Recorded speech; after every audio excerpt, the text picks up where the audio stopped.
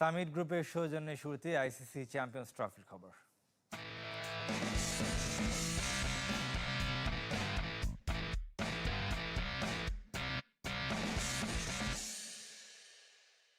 Summit employs the largest number of engineers in Bangladesh's private sector. Champions ট্রফির বাকি 2 match খেলতে কিছুক্ষণের মধ্যে পাকিস্তানের উদ্দেশ্যে দুবাই ছাড়বে বাংলাদেশ দল। বাংলাদেশ সময় রাত 11টায় টাইগারদের ফ্লাইট। 24 ফেব্রুয়ারি রাওয়ালপিন্ডিতে নিউজিল্যান্ডের বিপক্ষে বাঁচা মরা লড়াইয়ের আগে অনুশীলনের জন্য 2 দিন সময় পাচ্ছে টাইগাররা। মাহমুদুল্লাহ সেরে ওঠা নিয়ে আশাবাদী টিম ম্যানেজমেন্ট। চোট কাটিয়ে সুস্থ হওয়ার সম্ভাবনা তাওহিদ হৃদয়েরও। পাকিস্তানের কন্ডিশনে নাহিদ রানার একাদশে জায়গা পাওয়ার সম্ভাবনা প্রবল। 27 ফেব্রুয়ারি পাকিস্তানের বিপক্ষে গ্রুপ পর্বের শেষ ম্যাচ বাংলাদেশের।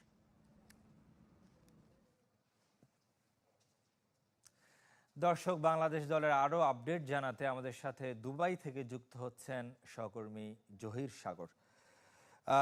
সাগর, যতদূর জানতে পেরেছি যে আপনি বাংলাদেশ দলের সাথেই ফ্লাই করছেন, কি অবস্থা দলের এবং মানসিকভাবে আসলে কতটুকু আপনার কাছে কি মনে হয় যে মানসিকভাবে তারা শারীরিক এবং মানসিক ভাষা কেমন দেখছেন ক্রিকেটারদের?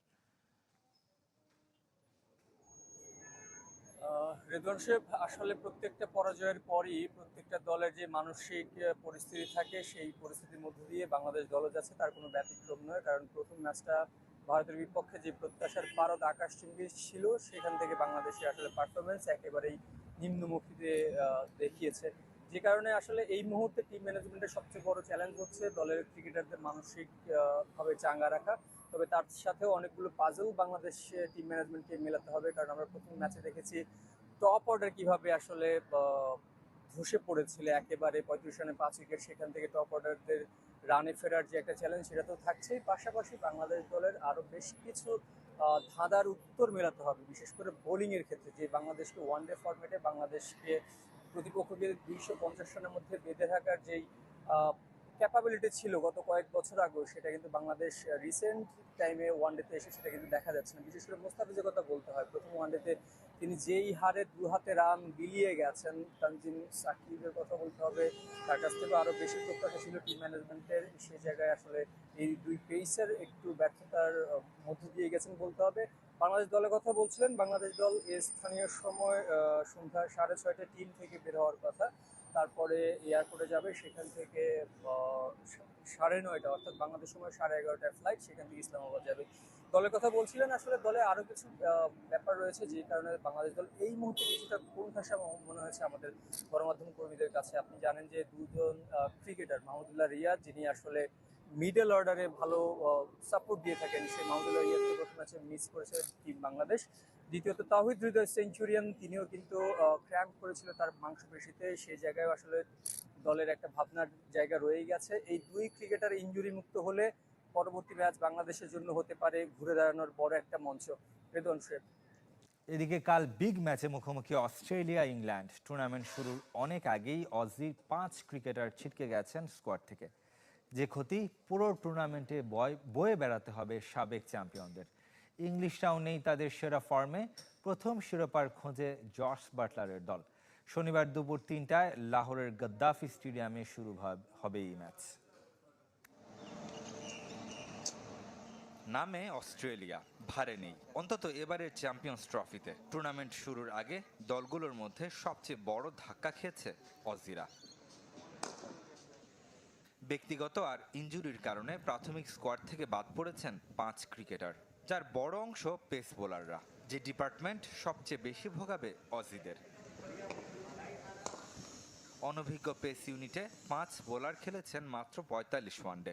Ben Dwarshuis, Spencer Johnson, Sean Abbott, Nathan অ্যালিসরা দ্বিতীয় পছন্দ। স্পিন অ্যাটাকে অ্যাডাম জাম্পার সাথে গ্লেন ম্যাক্সওয়েল এবং তানভীর সাংহা। ইংল্যান্ড দলে সুযোগ পেয়েছেন জেমি স্মিথ, যিনি ব্যাট করবেন 3 নম্বর পজিশনে। ওপেনিংয়ে ফিল সল্টের সঙ্গী হবেন বেন ডাকেট। সেক্ষেত্রে 4 নম্বরে নেমে যাবেন জো রুট। পেস অ্যাটাকে গতির ঝড় তুলবেন Mark Wood, Jofra Archer, Brydon কার্টসরা। দুদলের শেষ 5 দেখায় অস্ট্রেলিয়া জিতেছে 3 ম্যাচ, ইংল্যান্ড 2টিতে। সব মিলিয়ে 161 মোকাবেলায় 91 জয় এগিয়ে অজিরা। ইংলিশদের জয় 65টি। তবে নিজেদের শেষ 4 ম্যাচে শতভাগ হার দু দলেরই। প্রথম শিরোপা জয়ের মিশন ইংলিশদের, আর অজিদের পুনরুদ্ধারের। শেষ 2 আসরে বিদায় নিয়েছে গ্রুপ পর্ব থেকে। রেদওয়ান শুয়েব, চ্যানেল 24। নিউজিল্যান্ডের কাছে হেরে যাওয়ায় ভারত ম্যাচকে ডু অর ডাই হিসেবে দেখছে পাকিস্তান। দলের হয়ে এমনটাই জানিয়েছেন পেসার হারিস রৌফ। মান বাঁচাতে চিরপ্রতিদ্বন্দ্বীদের বিপক্ষে নিজেদের সর্বোচ্চ উজাড় করে দিতে প্রস্তুত। বাবর রিজওয়ানরায় অনুশীলন করলেও বিশ্রামে ছিল ভারত। দুবাই থেকে আরিফুল ইসলামের আরও একটি রিপোর্ট। দুবাইয়ের ময়দান হোটেল স্পোর্টস সিটিতেই এর অবস্থান।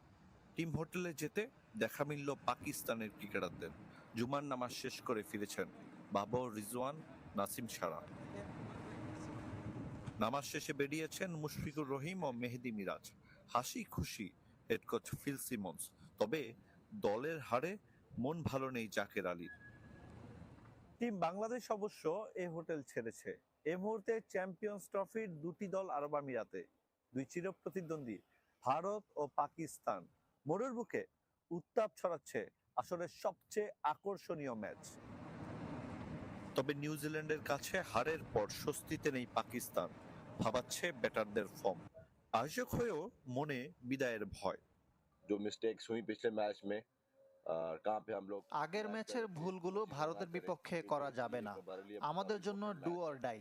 প্রতিটা ক্রিকেটার সর্বোচ্চটা দিবে, সেটা ব্যাটিং, বোলিং, ফিল্ডিং যাই হোক না কেন। সবাই জানে এই ম্যাচের গুরুত্ব। जाके अगले सेमीफाइनल के लिए क्वालिफाई करते हैं। আরব আমিরাত বলে ভারতকে হারানোর স্বপ্ন দেখছে পাকিস্তান। এছাড়া সবশেষ চ্যাম্পিয়ন্স ট্রফির ফাইনালে টিম ইন্ডিয়াকে গুড়িয়ে দিয়েছিল ম্যান ইন গ্রিন। হারিস রফের কাছে এ যেন মান বাঁচানোর লড়াই। पॉजिटिव ही हैं सारे लड़के और कोशिश करेंगे कि यार সবাই ইতিবাচকভাবে ভাবছে। চেষ্টা করব নিজেদের সেরা ক্রিকেটটা খেলতে। অবশ্যই গুরুত্বপূর্ণ ম্যাচ। सब लड़के बेस्ट देंगे, कोशिश करेंगे। ফ্লাডলাইটে পাকিস্তানের অনুশীলন ব্যস্ততা থাকলেও বিশ্রাম করেছে team India. Ariful Islam, channel 24, Dubai, আরব আমিরাত। কাবাডির খবর জানাবো এবার। নেপালকে 5 ম্যাচের টেস্ট সিরিজে হোয়াইট ওয়াশ করতে চায় বাংলাদেশ। কাল ঢাকায় শুরু হচ্ছে দুদেশের লড়াই। সিরিজ সামনে রেখে শুক্রবার দু দলের অধিনায়কের উপস্থিতিতে পল্টন ময়দানে উন্মোচন হয়েছে ট্রফি। একই সাথে মিজানুর রহমানকে অধিনায়ক করে ঘোষণা হচ্ছে 16 সদস্যের বাংলাদেশ দল। পল্টন ময়দানে 22, 23, 25 এবং 26 ও 28 ফেব্রুয়ারি হবে ম্যাচ 5টি। প্রতিটি ম্যাচই শুরু হবে বিকেল 3:30টায়। সংবাদ সম্মেলনে ফেডারেশন সাধারণ সম্পাদক SM নেওয়াজ সোহাগ জানিয়েছেন, 1974 সালের পর এবার পুনরায় কাবাডি টেস্ট সিরিজ হতে যাচ্ছে বাংলাদেশে। স্বাগতিক অধিনায়ক মিজানুর রহমানের লক্ষ্য সবকটি ম্যাচ জয়।